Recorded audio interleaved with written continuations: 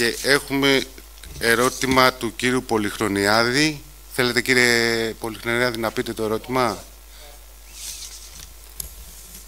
Το ερώτημά μου αφορά τα προβλήματα λειτουργίας του Σικιαριδίου, του Ειδικού Δημοτικού Σχολείου Αμαρουσίου, που στεγάζεται στο Σικιαρίδιο εξαιτίας της στάσης και της συμπεριφοράς της νέας διοίκησης του Σικιαριδίου Ιδρύματος.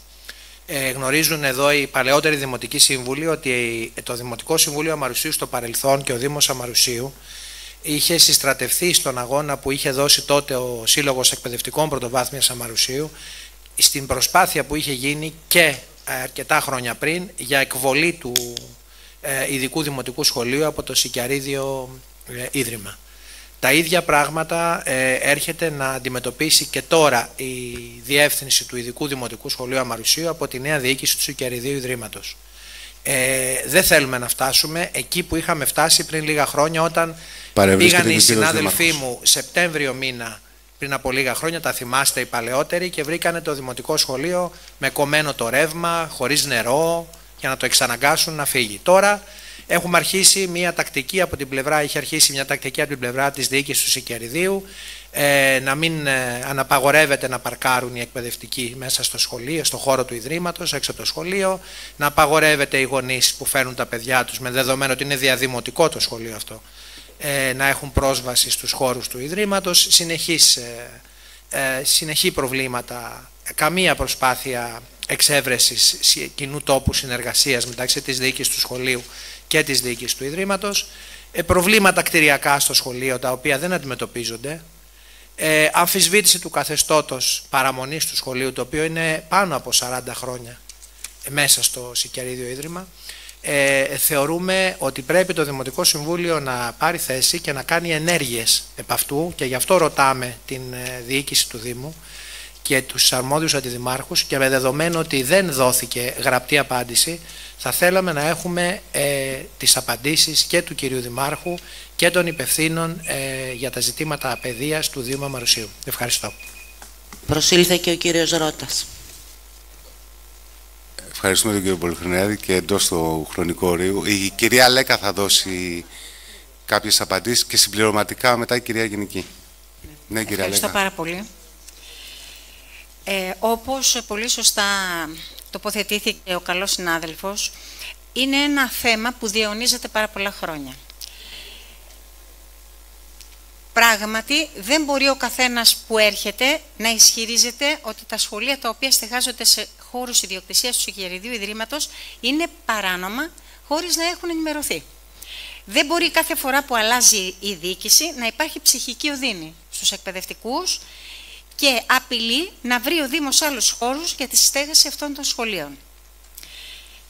Ο Δήμαρχος είναι σε συνεργασία πάρα πολύ κοντά σε αυτό το θέμα, ενήμερος. Να ξέρετε ότι έχει αλλάξει ο πρόεδρος, τον οποίο έχουμε ζητήσει και να δούμε.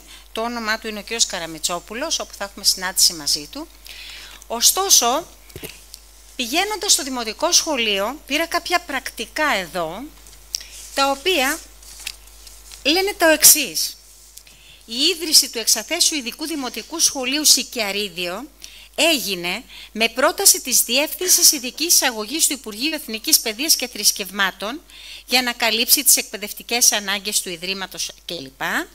Προηγήθηκε έγγραφο του ΙΠΕΠ προς το Σικιαρίδιο με αίτημα την παραχώρηση του δικαιώματος χρήσης των κτηριακών εγκαταστάσεων του Ιδρύματος προς στέγαση των ιδρυθισωμένων σχολείων, για την ικανοποίηση του οποίου, προσέξτε, συγκατατέθηκε ο δωρητής κύριος Σικιαρίδης και το Διοικητικό Συμβούλιο του τότε Ιδρύματος, οπότε ιδρύθηκε ταυτόχρονα και το Ειδικό Νηπιαγωγείο.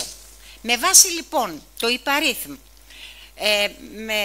υπαρίθμ ΦΕΚ 111 κάθετος 1983, όπου αναφέρει την ίδρυση του Ειδικού Εξαθέσιου Δημοτικού Σχολείου και σύμφωνα με το από 1977 πρακτικά των εν λόγω σχολείων, δεν τίθεται ζήτημα μη παραμονής και μη λειτουργίας της συγκεκριμένης σχολικής μονάδας του Σικιαριδίου Ιδρύματος.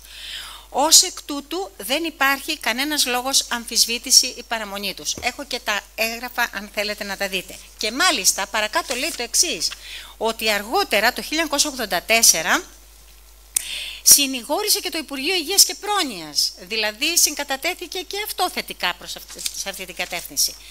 Πριν σας μιλήσει ίσως και ο Δήμαρχος, ήθελα να πω το εξής.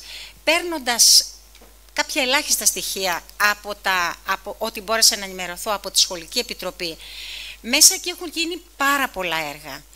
Δηλαδή, τελευταία, αντικαταστήσαμε τη γενική παροχή ισχύως του κτηρίου λόγω χαμηλής τάσης, οπότε έπεφταν όλες οι μονάδες και δεν μπορούσαν τα παιδιά ούτε να ζεσταθούν, και στα 2 σχολεία έδωσε άμεση εντολή ο Δήμαρχος, παρότι το κόστος ήταν πολύ μεγάλο, να γίνει χθες, και έγινε άμεσα. Έχει γίνει εγκατάσταση εσωτερικού δικτύου υπολογιστών, δομημένη καλωδίωση. Έχει γίνει ανακαίνιση, στρώσιμο πίσα στον προαύλιο χώρο. Και πολλά άλλα έργα, να μην σας κουράζω. Σε ό,τι μπορούμε και στο μέτρο της νόμιμης δαπάνης, ό,τι μπορούμε δηλαδή νομίμως να κάνουμε. Επειδή θέλω πιθανόν να σας μιλήσει και ο κύριος Δήμαρχος, εγώ αυτά έχω να σας πω, το παρακολουθούμε το θέμα πολύ κοντά και ό,τι άλλο θέλετε είμαστε στη διάθεσή σας. Ευχαριστώ.